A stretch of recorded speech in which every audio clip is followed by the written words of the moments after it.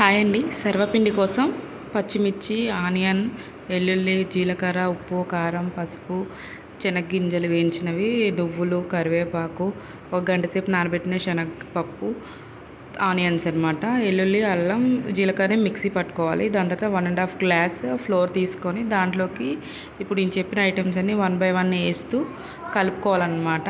పచ్చిమిర్చిని కూడా మిక్సీ పట్టేశాను. వీటన్నిటిని చిన్నగా వేసుకొని ఒక గిన్నెలో వేసుకొని కొన్ని నీళ్ళు వేసుకొని కలుపుకోవాలి. గోధుమ పిండి ముద్దలాగా ఇట్లా కలుపుకొని దాన్ని ఒక గిన్నె తీసుకొని ఆయిల్ పోసి దాని మీద ఇలా ముద్ద పెట్టేసి ఒక అప్పలాగా ఇట్లా ఒత్తేయాలన్నమాట. ఒత్తేసి దాంట్లో చిన్న చిన్న హోల్స్ పెట్టేసి దాంట్లో కొంచెం ఆయిల్ పోయాలి. ఆయిల్ పోసేసి సిమ్లో 7 to 8 minutes వరకు హీట్ అవ్వనివ్వాలి. దాని తర్వాత టర్న్ చేసేయాలి. ఇలా చాలా సింపుల్గా ఈజీగా అయిపోతుంది. ఒకసారి మీరు కూడా ఇంట్లో ట్రై చేసి చూడండి. నచ్చితే లైక్ చేయండి. Thank you for watching.